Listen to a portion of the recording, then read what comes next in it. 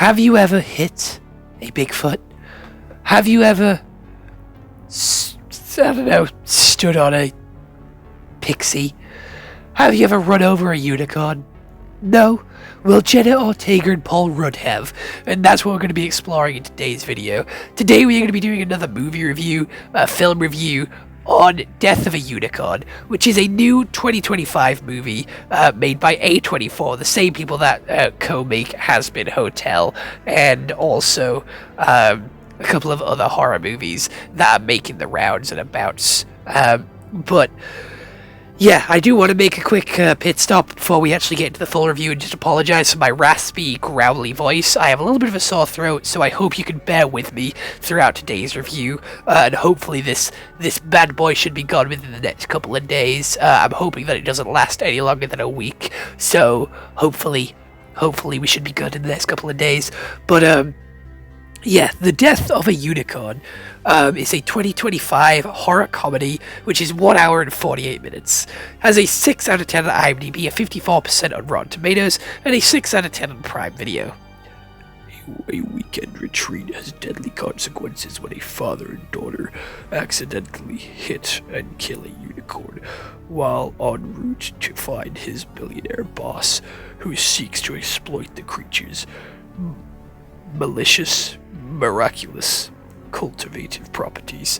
So how the story actually goes is with Jenna Ortega and Paul Rudd getting on a plane and already setting the groundwork for a pretty shoddy, pretty shitty father-daughter relationship with a little bit of a dark background, with something happening to their mother, killing her in the process. And they go out, they're not paying attention to the road. Like, the dad doesn't really give a shit about the daughter. He's trying to, like, get on this, like, boss's good side, do everything the boss wants, and not really listening to the daughter. And that's just a running theme. The daughter's vaping but hiding it, and that's also a running gag throughout the movie. It did make me laugh. I thought it was funny because it is used comedically, timing-wise, very well. But vaping itself just isn't that funny. We then have them hit the unicorn, fucking hit, bam, bam, whittly, bam, unicorn dead. She then touches the unicorn horn, has a vision of a galaxy far, far away. Dad proceeds to not listen to her and is like, shut the fuck up. They get to the house, unicorn in the car boot. And yeah, the unicorn wakes up. So they shoot it in the head again, killing it again.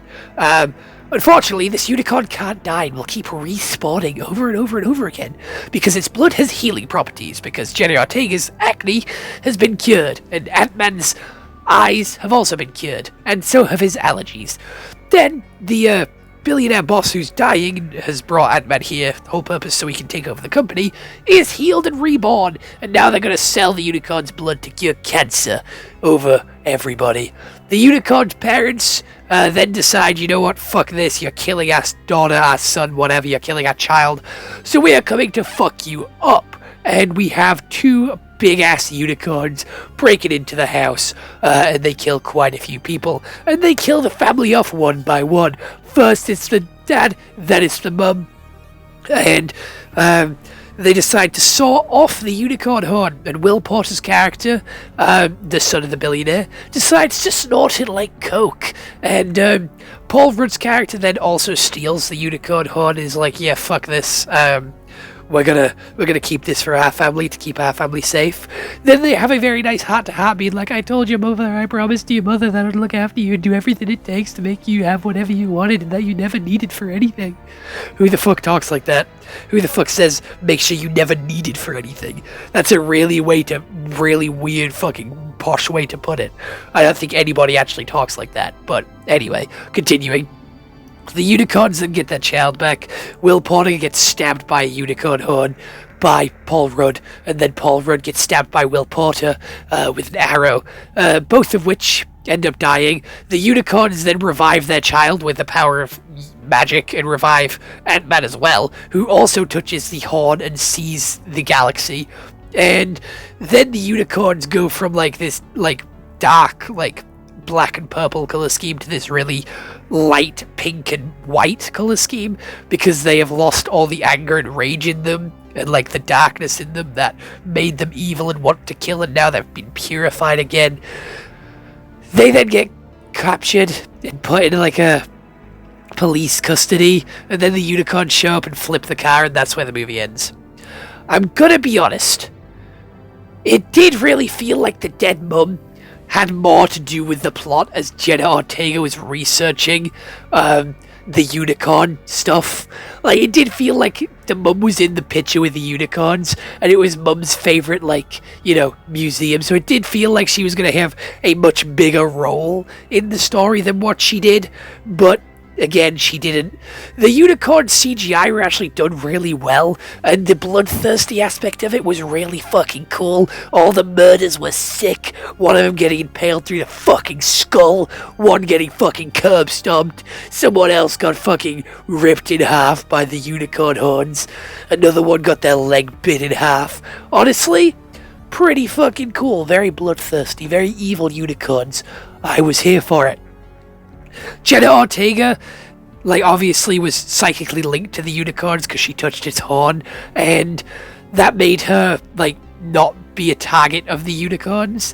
And Paul Rudd did have quite a few close calls with the unicorn, and he did have, like, a self-sacrifice moment, which I feel like he didn't really need to have. Because, again, Jenna Ortega was never going to be able to be hurt by these bastards. Like, they showed many signs, many times, that they weren't going to, like, hurt her. So if they just gave the, like, horn to her, she could have just passed it over, and that would have been it. That would have been that. But, yeah, she decided not to do that. And, Ant-Man decided to play the hero and fucking run around for a little bit, with a unicorn chasing him, which didn't actually kill him. For whatever reason, we never got that explained. Why did it never kill him? We don't know. He just started chilling and walking, and it followed him. So, very weird, very strange. Don't know why that happened.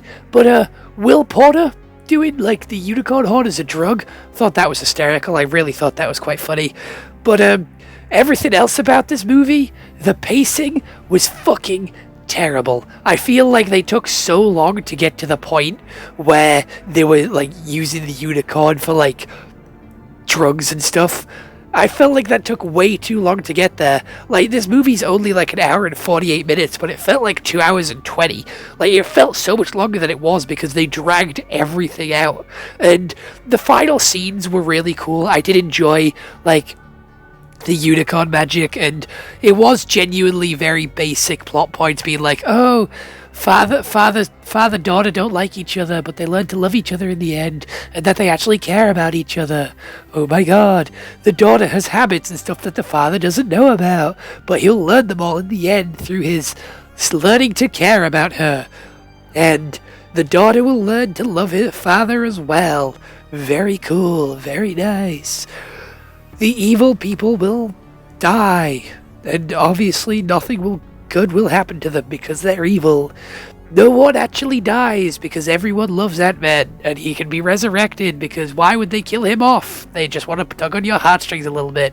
Again, very basic, generic plot points in the story, which weren't done that well. It kind of felt very generic, but, you know, movies got a movie, you know, they gotta like appeal to, like, the main Hollywood audience and make sure that everybody is happy, especially the critics, which aren't too happy with this movie. But I thought it was fun. I thought it was interesting. We haven't had, like, evil unicorns be, like, a main villain yet, so I thought it was very unique and creative. Obviously, we had them being used for their, like, science and their sort of miracle cure that they can provide. Very basic stuff, but done in a creative, unique way. And I kind of liked it. I thought it was fun. Like, the jokes here were quite funny, and I had a nice time. I put bets on the order of which the family was going to die. I was correct. The dad died first. I was wrong with my second guess because I thought Will Porter would be third, but Will Porter was last. He wasn't second like I thought he would be.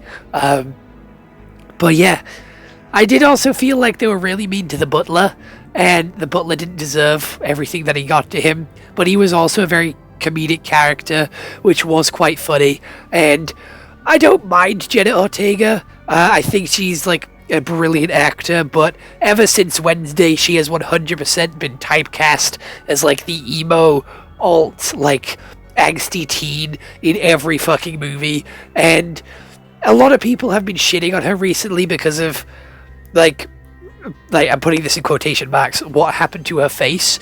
I don't see, what anything wrong with what's happened to her face. Like, she has just got older. Like, it is still, people are making, like, a massive deal out of it, being like, that's not Jenna Ortega, what have they done to her face? She looks so different. No, she doesn't. Like, there is slight differences, yes. Like, her eyebrows, I think, might be, like, thinner, and her lips are a little bit bigger, and, like, her cheekbones might be a little bit bigger. But other than that, it's still the same person. Like, she doesn't look that different. You're all just fucking blowing shit out of the water. Like, she doesn't look that different. It's just Jenna Ortega. She's just grown up a little bit, you know? Like, I don't actually know her age, but it's still the same fucking person. If you look at the pictures from the Met Gala, it's still the same person. It's still, like, I did a video on the Met Gala a couple of days ago. It's still the same person. Leave Jenna Ortega alone. But yeah. I thought this was a decent movie. Quite funny, but very basic plot-wise. Generic horror, but it was still fun to watch. I don't think it's like the next blockbuster, but I still think it's a decent movie that you should definitely check out if you want something a little bit different in terms of your horror. But yeah, I think it's like a solid 6 out of 10 for a movie.